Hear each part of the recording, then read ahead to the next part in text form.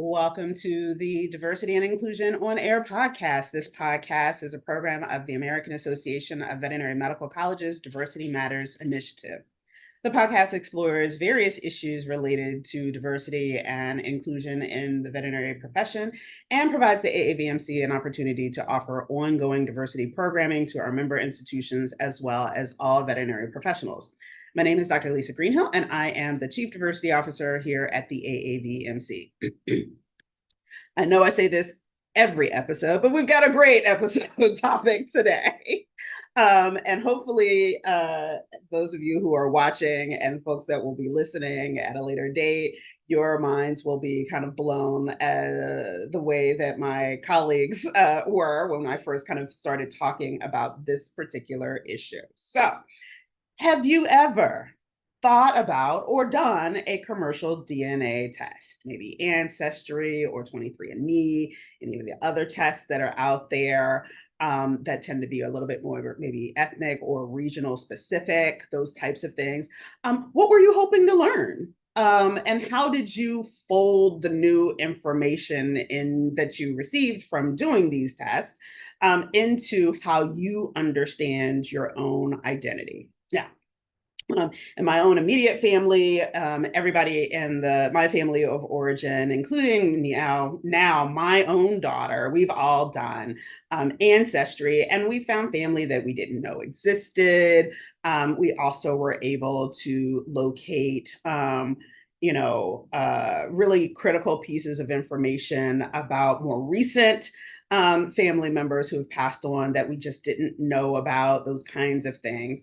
But we've also really studied those results and mapped them into kind of our own understanding of African Americans whose ancestors were enslaved in the US. And so kind of just trying to make sense of our own identities having kind of come through this generational experience here in the US. Now, because of the constant growth in samples to a lot of these companies, you'll also, if you're kind of tracking it and kind of keeping it, checking in pretty regularly, you'll notice that you'll see changes to your DNA profile based on the kinds of samples that become available as more and more people take part, right? So we're constantly reassessing and repackaging how we understand who we are as individuals. And we also marvel at how the genetics of it all kind of creates this weird lens that we have to kind of also process, where you don't necessarily phenotypically look like what you think your DNA says you should look like, right? And so, now here's the real kicker. For me anyway, and that is we are starting to do this with our pets, right? At least our companion animals, right? Mutts can't just be a mutt anymore. We used to just be like, oh yeah, that's a mutt, right? For years, I called my own dog, many of you know Barkley, a Craigslist special. Because my Craigslist special got about in the back of a truck one late evening in a parking lot 40 miles from my house. We don't talk about that like we don't talk about Bruno, because it sounds really dangerous the way that I kind of packaged it. And then all these years later, right? But a few years after that, one Christian holiday season of Christmas, I found myself ordering Embark because there was a sale, first world problems, and I apparently had some money to just flush, right?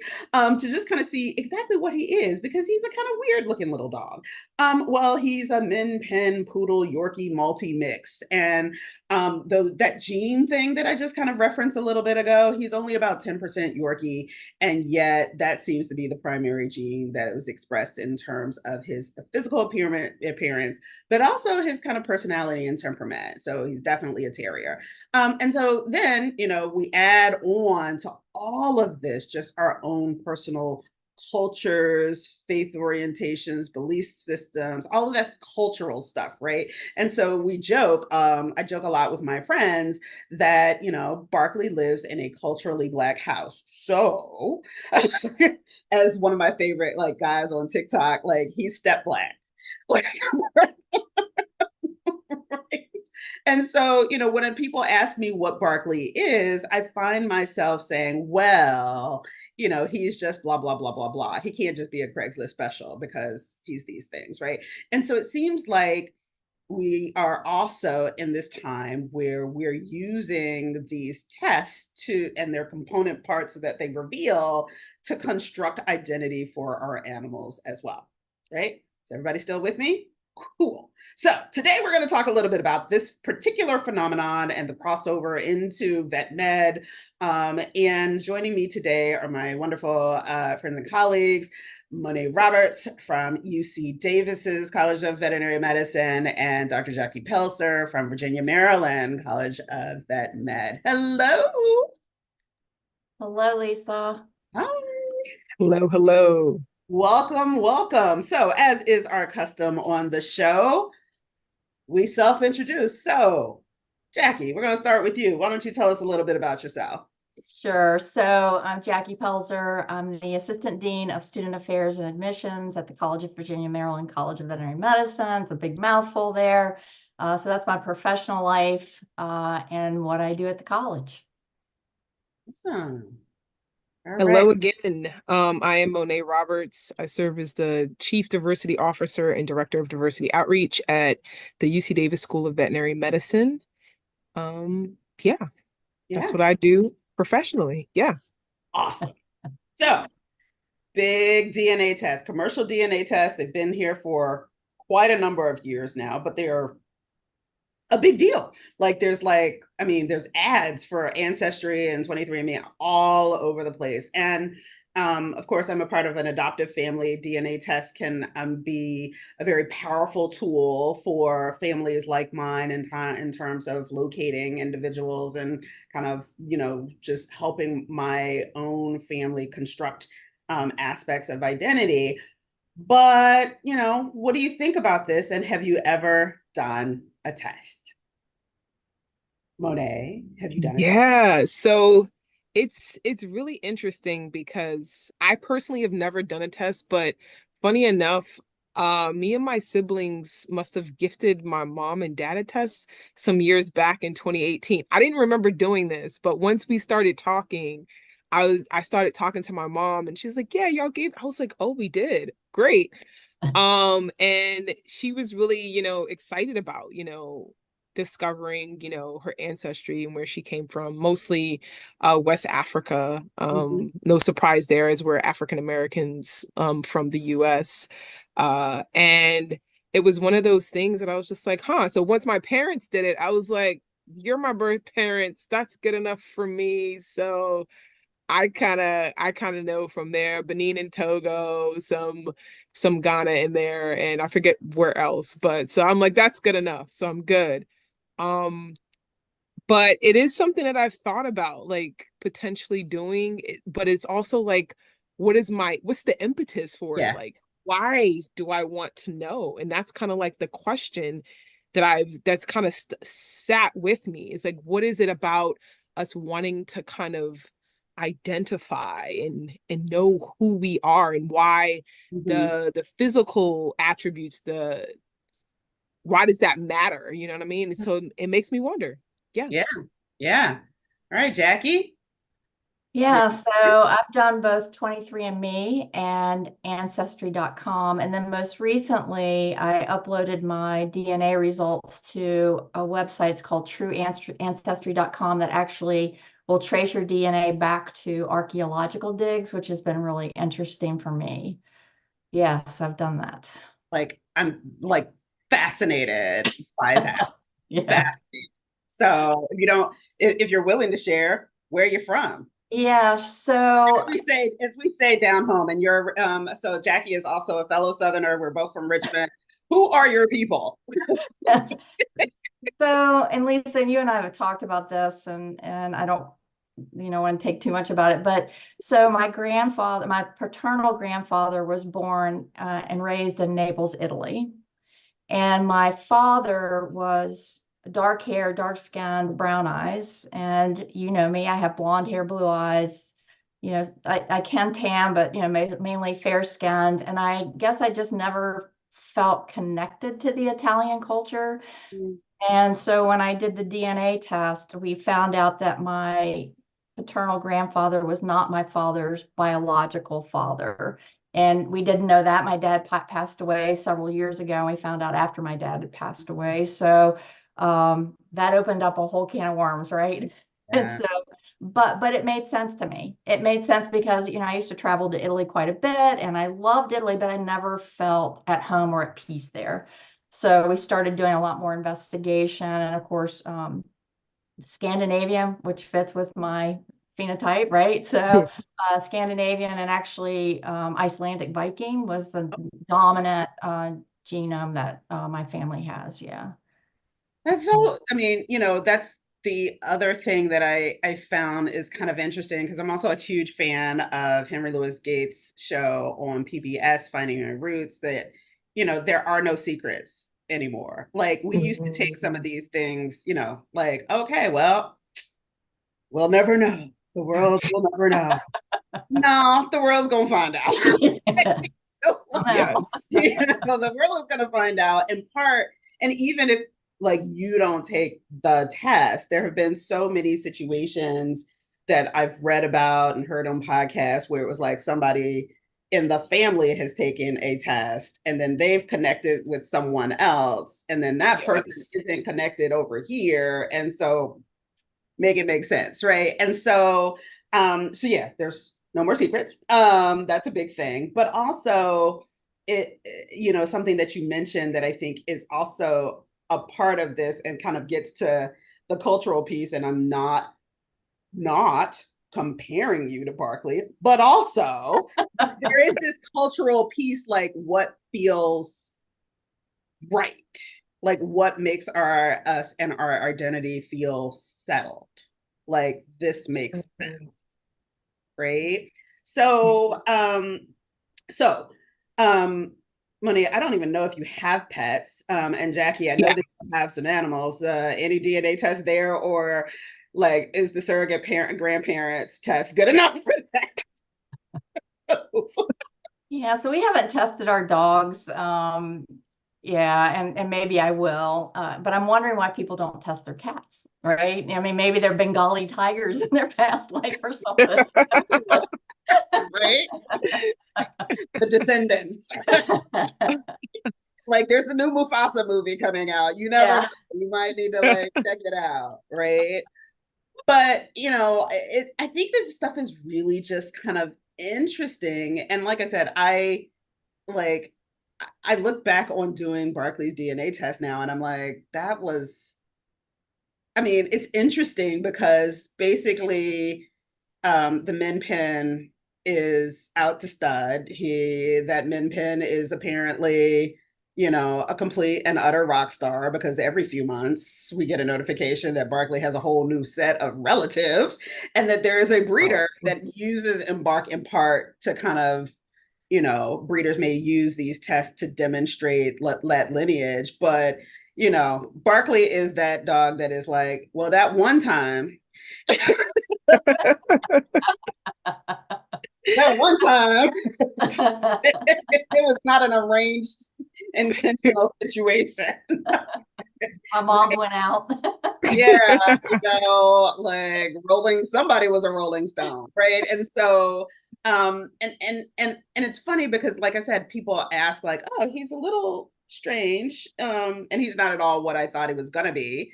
But like people are always asking, well, what kind of dog is he? And I'm like, why can't I just say he's a mutt anymore? Mm, absolutely. And we Why? do that with people too, Yes. human And the beings. more that we become a multiracial, multi-ethnic Hmm. society, right? It's complicated. Hmm. Complicated, right? But why, Monet? We've talked about it. Like, why is it so complicated? Yeah. Is that we have to be why why? Why? Why? I mean, honestly, I think that some of the why, unfortunately, stems from what society has done as far as categorizing us, right? And having it so that we have to check a box, we have to be in a certain category. And so there is this often this identification that is placed on us, right? But then there's this piece of, well, I want to self-identify, and identify with something that makes that aligns with who I believe myself to be, and not just who you tell me I must be, based on these very rigid structures that we've created, that society has created.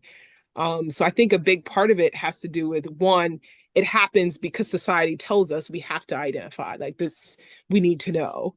But then there's this pushback of, okay, maybe I want to know. I want to know because I want to define myself for myself, and I don't want for anyone else to tell me who I am. And I want to identify potentially with parts of myself that are more aligned with how I was culturally raised or something along those lines. You know what I mean? But Mhm. I think it's complex. I don't think it's like a one answer or another. I think it's a combination of society tells us we have to define ourselves. And then we're just like, you know what? I don't want to do it in the way that you're asking me to do, but I am still like, who am I? Where Yeah, did I come from? yeah, And what does that mean to me? yeah, Yeah. yeah, yeah. And Monae, what you just said really resonated with me, and I'm much older than both of you, and farther along, I guess, in my journey towards wisdom. But as I've aged and found started discovering how I felt lied to all these years, not just about my personal identity, but just history in general, how we've all been lied to about the way Yeah. history has been written.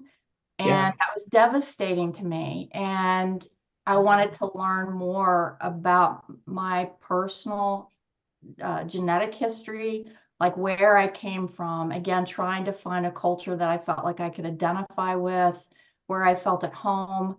And then, learning about that history from a very different perspective, not maybe what a white man had written. So that's kind of how I started my journey. I think also with what's going on in the United States too, and I don't feel a sense of belonging here in the United States anymore, which is really sad to me. And so it's like, where would I feel Yeah, comfortable? Where would I feel comfortable in the world, right? Yeah. Um, absolutely. that's kind of where I started all this. Oh, that's interesting. Yeah, I mean, I have my own story, and Jackie and I have chatted about this. So, I was at an international meeting last year, and well, let me back up. So, my last name is has always been considered a more Jewish last name. My mother's maiden name, surname, was also a very Jewish last name, right? So, this is something for me in terms of my own identity that I've always not, it's never been a struggle, but it's always been this kind of interesting thing, right? Like, I am Mm. not Jewish, but yet there's some aspect of my identity that is like, I keep bumping into this culture. It's like Jewish adjacent, kind of like there's just bumping into it, is the best way I can describe it, including like the moment that we sent my wonderful grandmother, whose name was Naomi Daniels, rest her soul, I love her, Naomi. On paper, big Jewish name. We showed up at the Jewish nursing home, and they were like, "Black lady," like right in class, like because they're like, they're looking and got the pad out, like, Naomi, right? Oh, right. And so whenever I have been in situations where I might have been the only African American, then and they're like, hey, everybody, like, find your cultural racial group or whatever. And I'm like, okay, so I am the lonely only. All right, well, today we're going to the tribe. Let's go. Like, that's where I would typically land, because that was like as close as I could get because of this kind of naming convention thing, right? So anyway, fast forward, last year I was in Glasgow. I'm going to work to the grocery store. Google tells me to turn right on Greenhill Street, and I was like, what? Why is there a Greenhill Street in Scotland? Finding out that, like, that's a big thing. There's a whole town named Greenhill outside of Edinburgh. And then for whatever reason, that led me to then go in and check my ancestry DNA that I hadn't checked in forever. There is a lot of UK very broadly all over in there, quite substantial. And for the first time, it was like 20-25% Scottish. And I was like, I've never seen this before. You're telling me. And so then I'm like wandering around Glasgow, like, you mean I'm no longer Jewish adjacent? Like, what does it even mean? Like, right? Well, and also, can I pick the Scottish people out? Like, can I, like, how do I get to them? Like, what, like, it really did a doozy on me and how I had perceived myself up until that moment. And then I told my parents, and they were like, huh, we don't know what to do with this. But it also might be really, really different in 18 months because of the constant samples coming in. Right? So, I think part of it is this quest that Monae was talking about. Like, we're trying, because we are very box oriented in the West, right? We're very box oriented. Is this a different way of us busting boxes? I think it can also be a spiritual journey, right? Yeah. Again, I've always felt that, again, just my personal story, I've always felt very connected to nature, right? And then when I started reading about, nature worship or whatever, right? Then you start running across terms like paganism and things like that. And that all stemmed from, Nordic cultures, right? And, we tend to inherit things like alcoholism. We inherit things like mental health disease. Why can't we inherit spirituality or, Yes. even like I love cold weather, it doesn't really bother me. So, where does that come from? Because my mom hates cold weather. So it's, it's, yeah. I mean, I think we have a lot of questions about ourselves. Yeah. Absolutely. And I think you brought up the fact that because the system is constantly updating, that it's kind of fluid, like it's in flux. And that's another piece, is I think that we have been conditioned to believe that identity is static, like you are this thing, like this is who you are.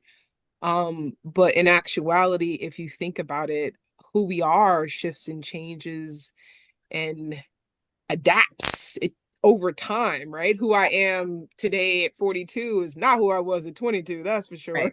Right. And so if obviously my age is changing, right? So there are other aspects of my identity that will also shift and change.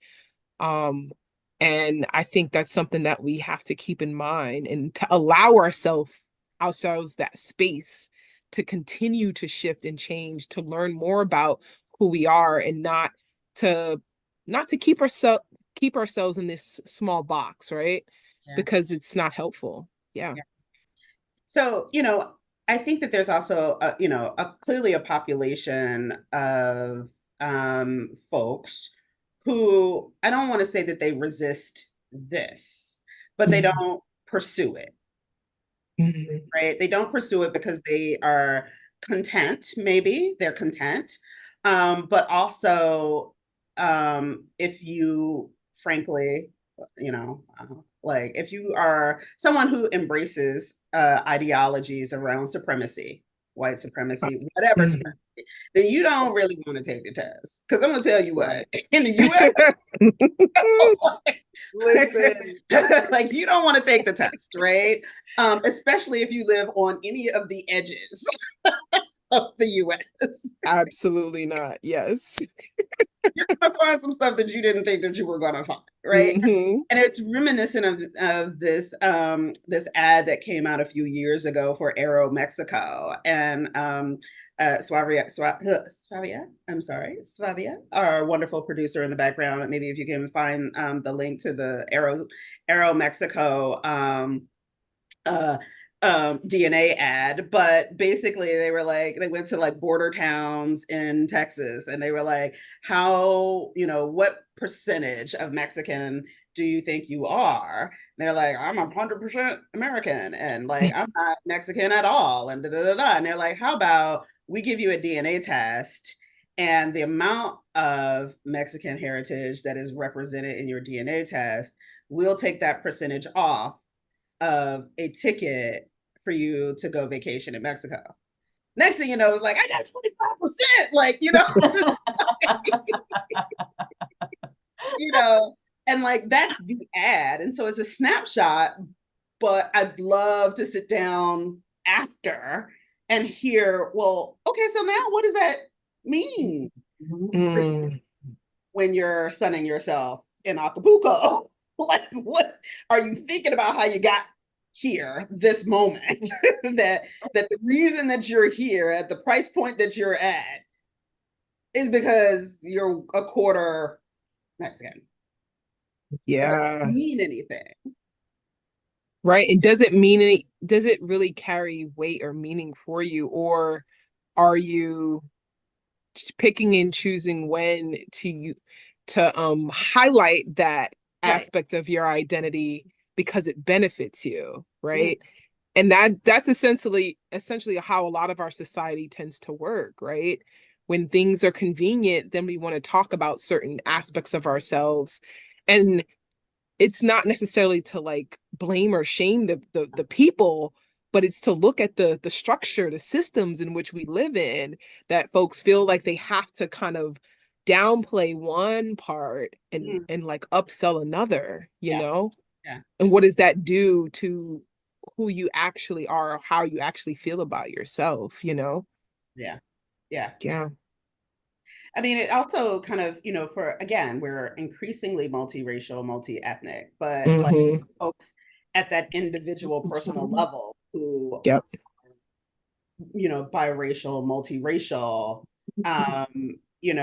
there's always kind of this pushback of, oh, well, you only recognize the Black or brown side, right? You don't ever, and Mm-hmm. again, this gets into this very box culture that we have, right? Because Mm-hmm. on the one hand, we have this like, this person is multiracial and you want them to acknowledge everything, but we also have a history of one drop, Yep.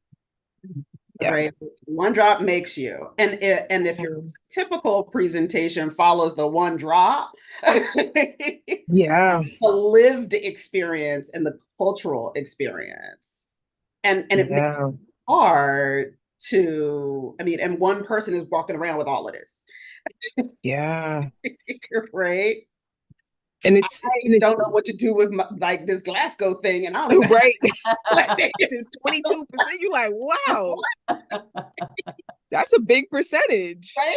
Well, I mean, my dad is like 40 some percent like UK, and we joke because I'm like, well, he's almost biracial in terms of DNA, but like, no, Right. But phenotypically, does he appear, you no, know? at all. And that's when it's like DNA is so messy. It's so complicated. And honestly, it gives us so much to push back on. Like when it comes to putting folks in categories and boxes, like thinking about how the US was built. It was built, we go based off of looks, right? Think about people who passed for Yeah, white out of, yeah, fear for their lives, right? They did yeah, it because I want to live, right. But in actuality, if someone had done a DNA test, they might have found out, oh, you're not white. You're a was it a quadroon? Like those terms, you Terms know? that we kind of tried to, yeah, Yeah, because we also tried to still box people in that, right? absolutely. And so okay, so now what, Jackie? What do we do with this? Like, it's messy. It Because is that's the It other messy. thing is is. that we also have these expectations as Jackie is the only veterinarian here, right? Like Yes. kind of training. So, but for us lay folks, we're like, okay, well, you're a slice of this, a slice of this, a slice of this. And before we kind of get into really, but most folks don't understand DNA at that level where it's like raindrops, it trickles, and so some people get some and some people get some other stuff, and there are things that like are in my sister's profiles, my biological sister. We're all got the same parents, same gene, and it's different, right? Their Wow. makeup is similar, but it's different, because what trickled to them is different. Wow. I did not know that. Now you got me. I think I do want to do a DNA test. I am like, what? Yeah, Interesting. it's crazy. Interesting. It's kind of crazy. And so it's like, yes, you can match it, but that's, yeah, it's Hmm. complicated. It's so complicated. So why the heck have we added our pets to this foolishness? Because again, I think Monet kind of hit it on the head, though, is that it's trying to, we are, you know, reflecting our feelings, are wanting to tick a box on our animals. That's what we're doing. Hmm. More Yeah. anthropomorphizing of our animals. Absolutely. Yeah. Absolutely. And I don't, there might be some people that use those DNA results to maybe brag about the breeds that their dogs are. But I think people love their animals and want them to have a similar journey that we're going on, right? And Yeah. figuring out where their roots are. I So go ahead. go Sorry. ahead. No, please go ahead. I was going to say, I think there might be some medical benefit, maybe. Yeah. So, when animals develop diseases, if we know what breeds they're made up of, that might help if Hmm. they are more prone to, cardiac diseases or cancers, those types of things. Maybe that explains some of it. Yeah. Hmm. Yeah. I mean, I definitely think that there's medical benefits for everyone. I think that that's a really cool thing to do, but there is this kind of, yeah, weird existential kind of thing. The other thing that I found really, really interesting, because I do have Native ancestry, Indigenous ancestry on both sides of my family, like a lot of people in the Southeast do. Um, but like, I actually don't have to go far back. Like, no, there's not a Cherokee princess, Elizabeth Warren. But there are indigenous native peoples there, and it's interesting because we don't see many samples for those populations, which are already small anyway, right? But we don't see many there, and a lot of that is this rejection of blood quantum, which is essentially what this is. Yeah. Hmm. Right? But it is this rejection of no, no, if you're indigenous, you're indigenous, Yeah. Mm. right? And we don't need blood tests to make that determination. So there's this kind of cultural rejection of it. Um, but a bunch of the rest of us are still like, okay, but I don't know. Is it also that Western culture just needs proof of everything? Mm. Yeah. That last statement, oof. Yeah. That's a strong statement, and I think that it's very valid. I think that Western society we are very much in this lens that show me the money. Like, where's the proof in the pudding? It's not enough for someone to exclaim or say, you have to give a whole history and paper and literature review to show that this is a fact. Yeah. In certain parts, certain proofs, whatever, are stronger than others, right? So certain data, Mm-hmm. right? Mm-hmm. Qualitative versus quantitative, Mm-hmm. like definitely within the Western world, Western context, I would say there's a hierarchy there, you know? Yeah. So Yeah, is that the why? The proof. Or maybe, maybe the part of it. hierarchy or the hierarchy. Oh, Mm, I think it's both, because I also find that these tests, and kind of looking at some of the stuff for this show, these tests aren't as popular in some other parts of the world. Like, mm, the other thing is that we are, at least in the US, again, this is kind of a little bit more today of a US focused kind of discussion, but we are a young country. yeah.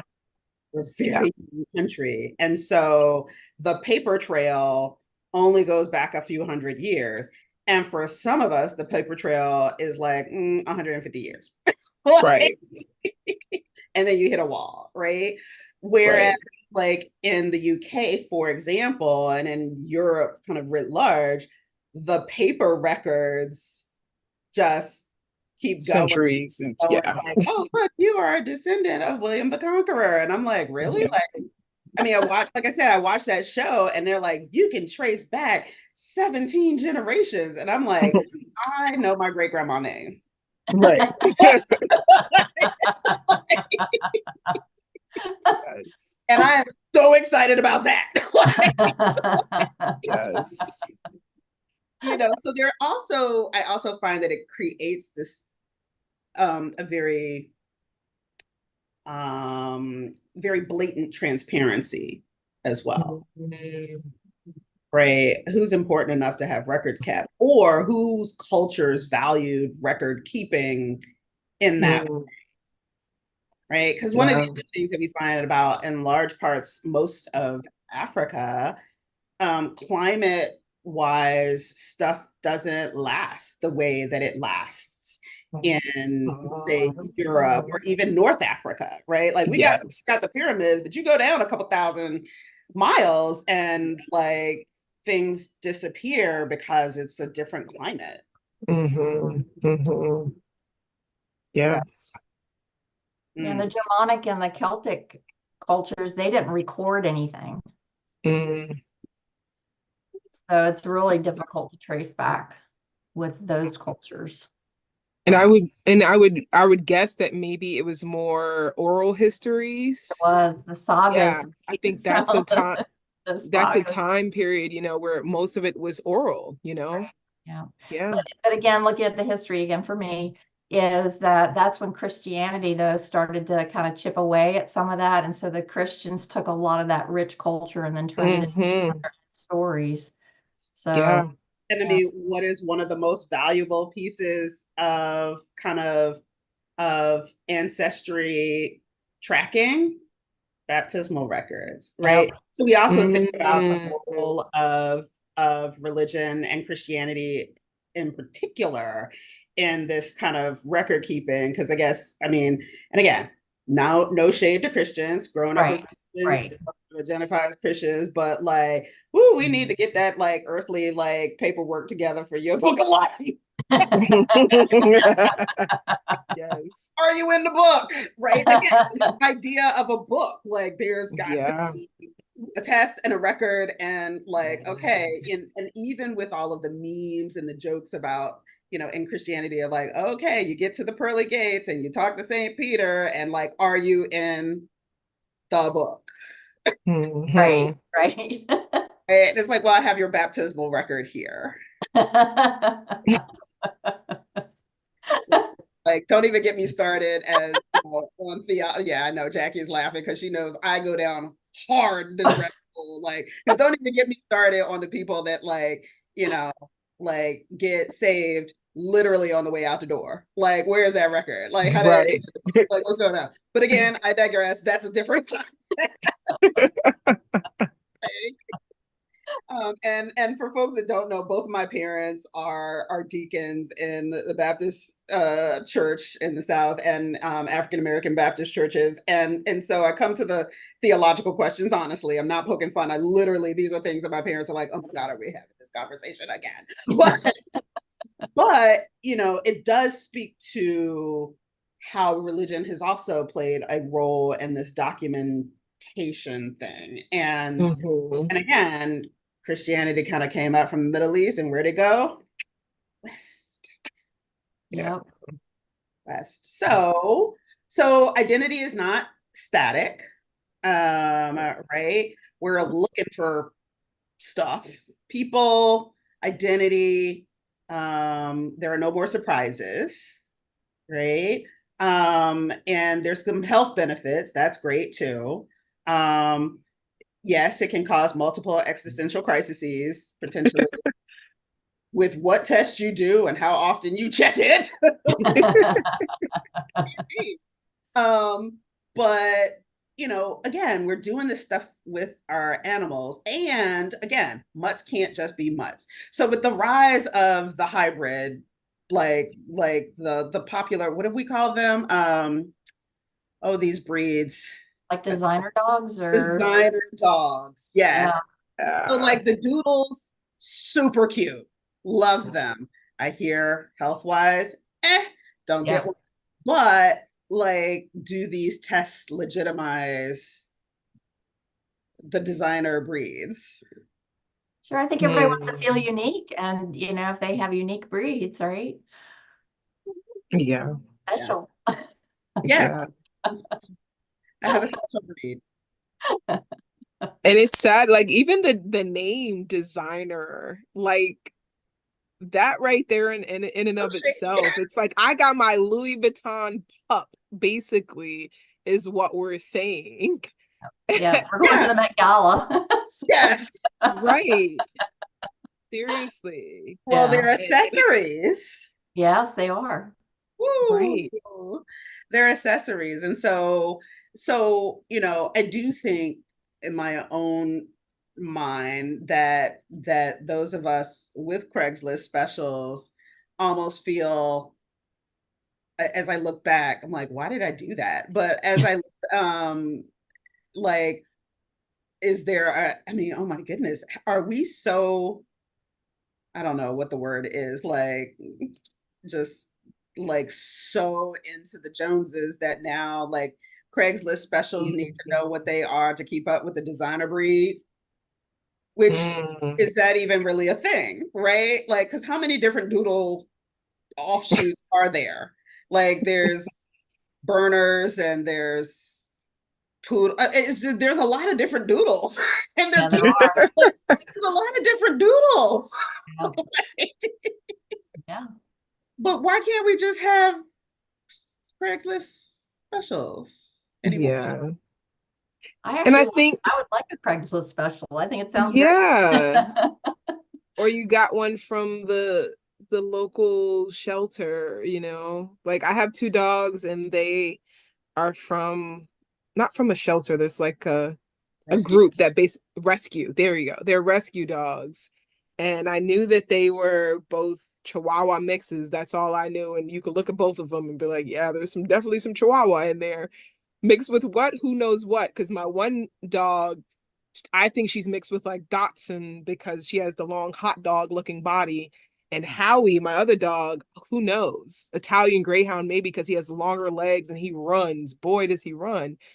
But I think for me, if I were to ever do it, I think it might be because they are kind of an extension of me, so there's like, Yeah. oh, I kind of want to know all there is to know about you because I want to know all there is to know about me.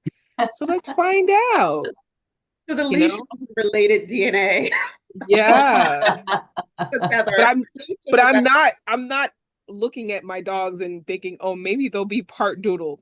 I mean, if they are, I would be like, what? How? Because they do not look it and not, Stranger yeah, things have happened. Like, I'm gonna right. come back to the show next year and go, I'm gonna be on the show. I have a confession. Chihuahua mix is actually a burner doodle that got with like a Chihuahua. Seriously. Yes, seriously. But DNA is really weird because my one dog has kids, so that when they found her, she was pregnant. And when you look at her pups, I'm like, how are these your dogs? And who is the father? I'm just like, they're all bigger than her. She's tiny. They're all huge. And I'm like, whoa, what happened here? Right. Well, yeah, and sadly, that's where we typically go when we see like these really strange mixes. We're like, how did that Yeah, happen? Oh, somebody got out. That's how that happened. right. It happened the same way that it happens with humans. One got out. Yes. So we did have a comment in the chat and live chat. Dr. Roush at K-State. I have a dog that was supposed to be beagle mother, unknown father. Here we go, but believed to be a terrier. Nah, The genetic testing, half beagle, half border collie, which fits the personality better, right? And again, there's this kind of the fit. Mm, We still kind of come back to, well, does that jive with how we understand our actual expression of identity? yeah.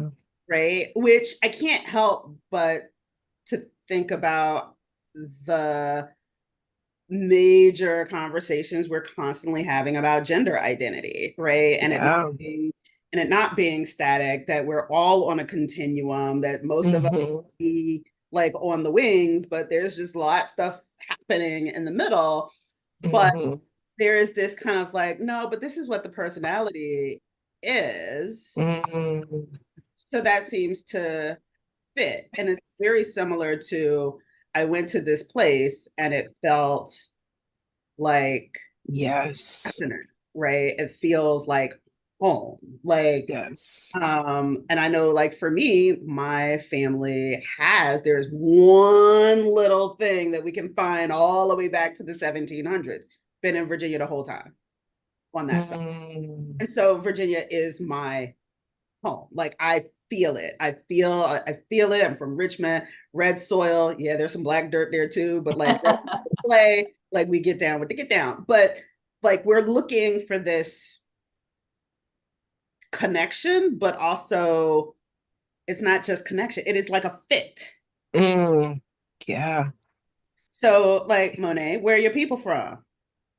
Where do you Yeah. where in the world do you feel I mean, because you're originally Yeah. you're out there living wild. Yeah. The Wild Wild West, right? But my people are actually from, let's see, my mom's side of the family, they're from North Carolina. So I have a lot of family that are still in North Carolina.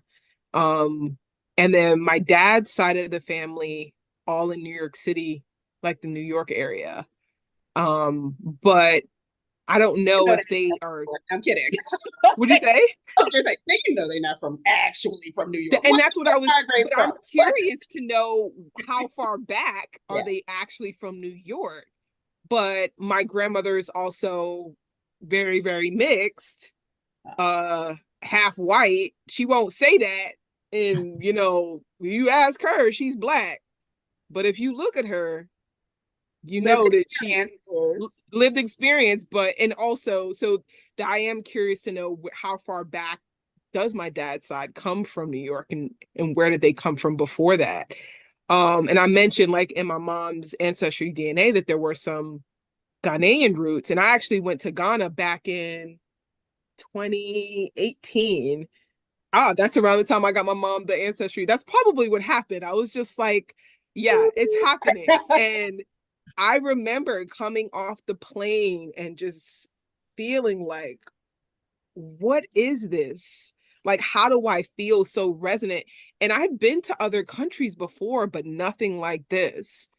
And like you said, like there's a piece of you that feels pulled. Like I felt connected to Ghana when I was there, out and about in the world with the people, and I was like, yeah, this feels like home, Yeah. Yeah. Yeah. Absolutely. Yeah. Yeah. Yeah. I mean, we did go through a period where my mother's side and I have the trickle. It doesn't seem like my sisters do from the Iberian Peninsula. I Mm, love it and could not like, and again, it was one of those things. As soon as I got off the plane, it was like, oh, this something about this place, and it's not just the ham and cheese. Like it is something about this place, like that is just I don't know something about it. And mm, Madrid is one of my favorite places in the world, and so kind of just thinking through like, what does this feel like, and what is it? right. And so we're constantly again just looking. So there's this thing is just so multifaceted, right? Yeah, There's always still going to be pieces missing too, absolutely. because we don't have a lot of the stories that go with the science, Right. right? So, and I'm waiting for that part to kind of continue to manifest because I think strangely that no, I mean, humans being humans, if we are already like, no, my Craigslist special has to compete with the burner doodle for attention, like, or recognition, like, then we will continue to kind of have some of these bits and pieces with animals, like, but we can't fill in some of those gaps, Yeah. right? But does it matter? I mean, I'll be clear. I don't think it matters so much with my pet. Right. That's just me. Yeah. Y'all, Jackie, pet owner, tell us about us. Tell us about ourselves. Well, and again, I think, as we age, I think we have to come to peace with not having the whole story. And I Yeah. think that that's okay. I think, Hmm.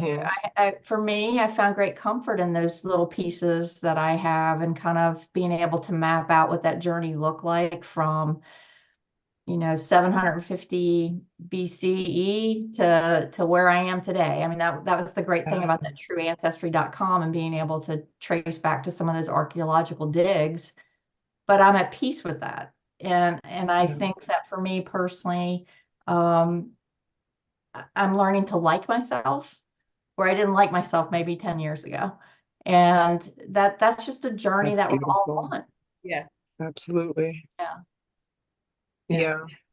So, so let me ask this then: is this a part, or can this be a part of our, for the human experience anyway, self-acceptance? Yes, I think it's healing. And for me, it's been self-acceptance. And Lisa, you've known me a very long time. And recently someone told me about 6 months ago that I'm very rigid. and and that's okay. But again, I've gotten a lot better at self-reflecting, and I'm thinking, okay, well, why do people, think that I'm rigid? But if you look at kind of where I come from, German, Scandinavian people do come across Mhm. as being very direct and very rigid, and maybe that's where it comes from. Mhm. I'm kind of one of those people, I just go and get it done, and um, but it It comes helps from people me. who really like clocks. Yeah, right, right, right. But it helps me maybe understand why I interact with other humans the way I do, Yeah, Mm, and makes me just more self-aware, I think, mm, mm, having absolutely. having that history of the roots, I guess. mm. Yeah. Um, Monet. Yeah, I think the piece about the mystery identity, or the part of your identity that is may not be able to be filled in. I think it's one of those things that we need to embrace and kind of look at it as that's the part um that you kind of get to create a little bit, right? I mean, you get to create all of it, but the unknown piece, that the part that's, especially because it's ever shifting and always changing, that gives us the space to create who we are and not necessarily just have to continue to be in these boxes based off of what society tells us we have to be. And I think that's beautiful. I think that is very healing. Mm, That can be very healing to know that as much as I know who I am, as far as these identities, as far as my DNA, there are parts that are undefined and nebulous, and that's beautiful. yeah, I love that. yeah. Um, as a neurospicy person who likes unknown things, but like only for the purposes of finding the answer, I struggle. Like, I mean, I'm Yeah. a gigantic nerd. Like, I can't, it takes me twice as long to watch documentaries because I have to keep stopping and looking stuff. And Yeah. um, and in some ways, healing for me. I haven't gotten to that place yet, but it's not a bad thing because Right, I right. think I'm looking for healing. I think I came into it with very, very different expectations, Hmm. right? what I did find, and here's something as we really start to wrap up that I found, and again, like I said, I think it can be so healing, but that wasn't the frame that I entered the chat with, right? Mhm. So when I did my daughters, Monae, when you were talking about North Carolina, there is a population of African Americans in North Carolina with a very, very distinct DNA pattern. And my Mm. daughter and her biological family are in that mix. And what it means is that, like, her profile is a very, very strong, well over 90% dominant mix of African countries. Um, Mm. and when I saw that, I actually I was jealous. Mm.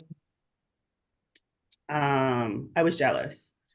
And I was jealous because in order for her to have that profile and for this profile in this geographical area to exist and continue the way that it has, meant that there were some very awful things that did not happen to Mm. her family, Mm.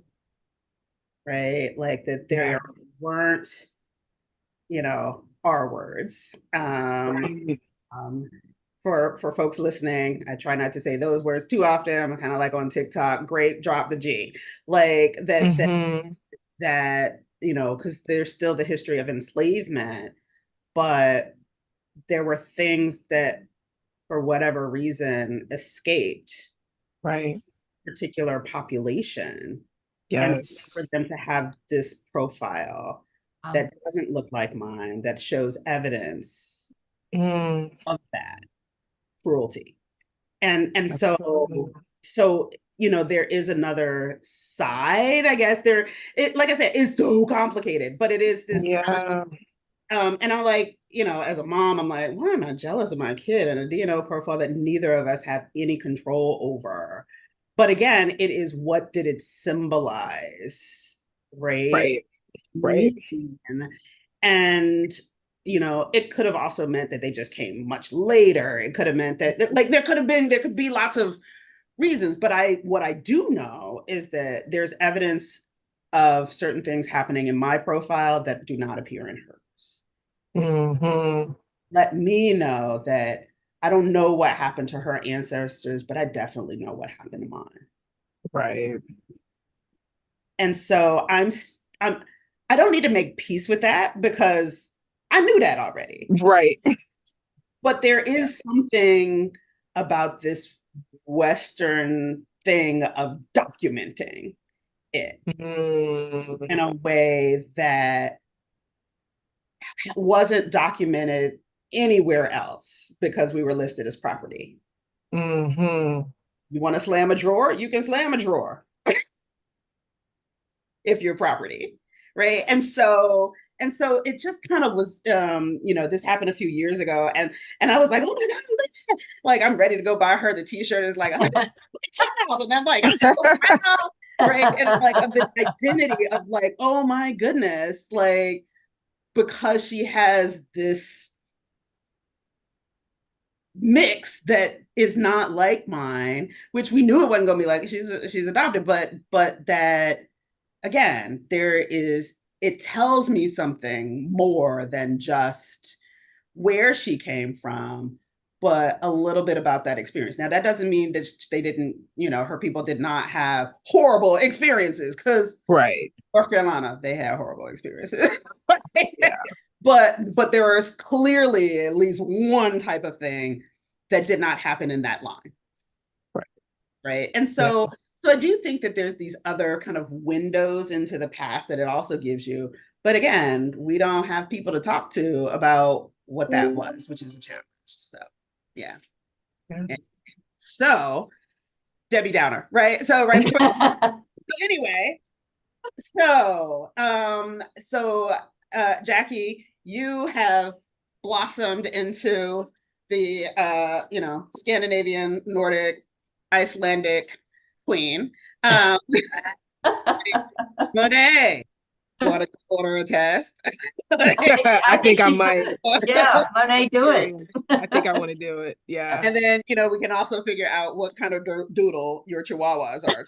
So, doodles, doodles, like, Lord. so watch, like, Jackie, Monae will go get a test and find out that like her dogs are only like 10% Chihuahua. Like, Yeah. Yeah, I want to hear about this, Monae. so any parting words on this DNA people, DNA animal situation? I think it's fascinating. I Yeah. learn so much about other people, learn about their pets when they do those things, and I think it's great.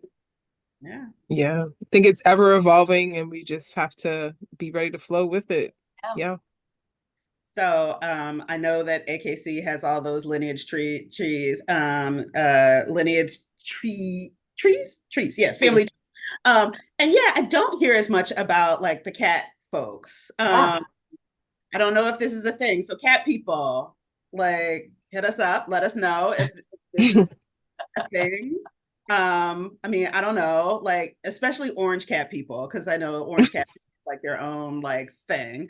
Yeah. Cat Yes. people, let us know. Are you DNA testing? Are you trying to find out what kind of, king of the jungle, queen of the jungle, they of the jungle that you have? Like, I'm curious because seems to be more dominated by dogs.